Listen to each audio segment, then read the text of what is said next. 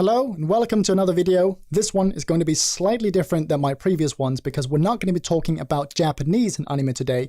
We are going to be talking about anime though, this time specifically CG in anime and CG anime, and attempt to explain why this stuff always ends up looking like shit. But to make it a little bit different from the usual opinion piece, today I'm going to allow myself to represent the CG industry as I talk about this thing because, full disclosure, I am in fact a CG guy. I do CG, I know how this stuff works on a technical level, I've worked professionally with CG, so hopefully today some of that expertise will assist my attempt to shine some light on the difference between 2D and 3D and explain why every time people try this stuff it always ends up looking like is BERSERK 2017. So let's get into the details. First and foremost, we're not talking about CG. CG means computer generated. Pretty much everything these days has something to do with a computer. So let's change our terms. We're talking about 2D animation versus 3D animation and the difference in the process of creating images through these mediums. So I like to think of it this way. 2D animation is direct manipulation and 3D animation is indirect manipulation. And what I mean by that is, let's say this was a 2D image and I wanted to add a line of light right here on the cheekbones. If it's a 2D thing, I would go directly to the place that I want to manipulate and I would just draw in the line. However, 3D is completely different. The picture is not painted, it is simulated.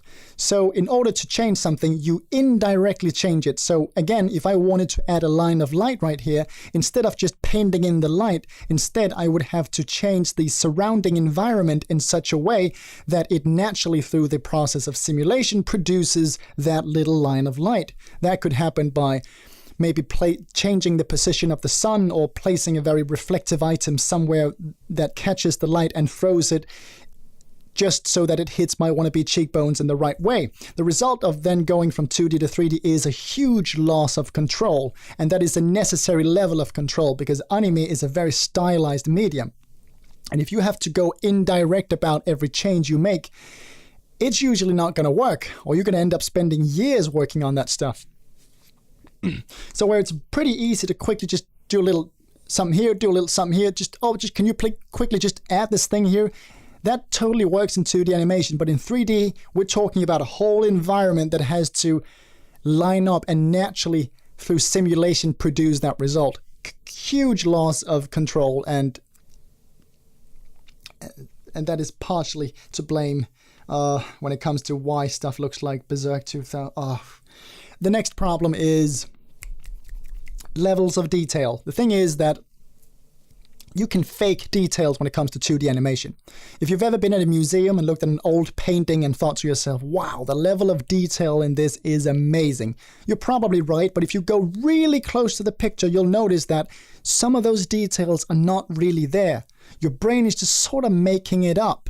It feels like it's there, and the same thing happens when you're watching anime. So many flat surfaces and just plain simple colors, but yet somehow the brain is not annoyed by it. We perceive a level of detail that just isn't present.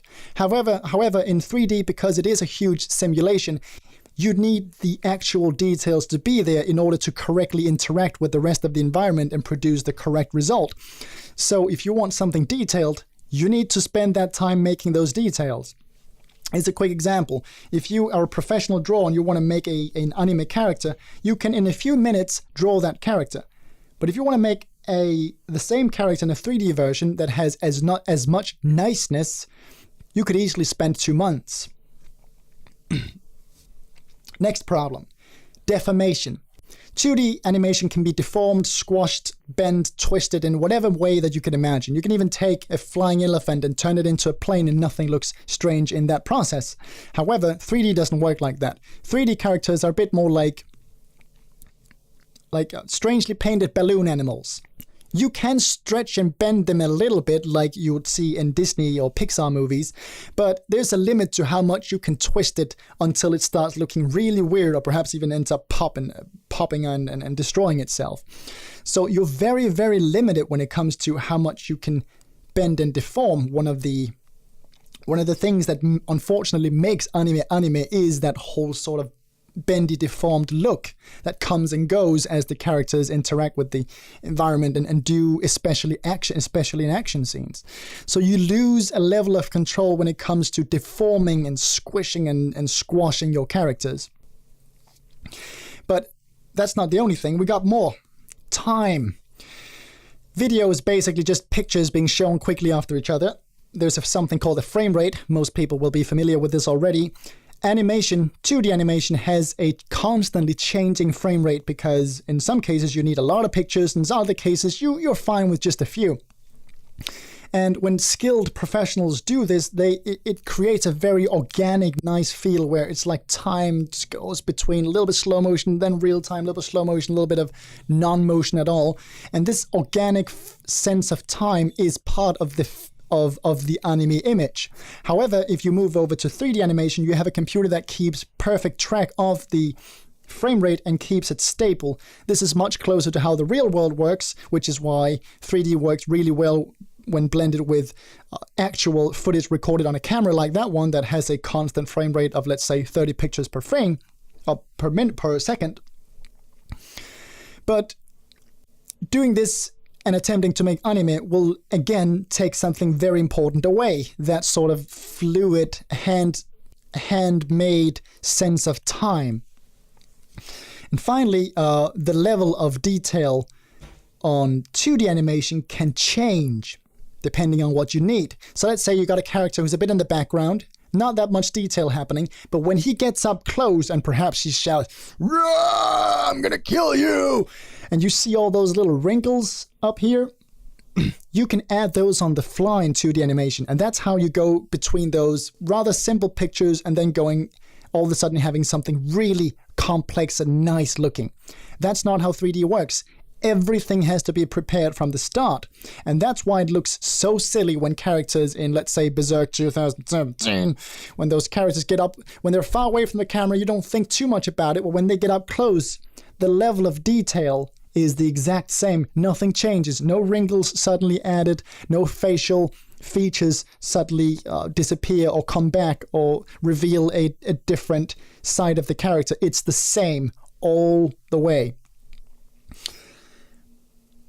These two things, 3D and 2D, they don't match. The process is completely different.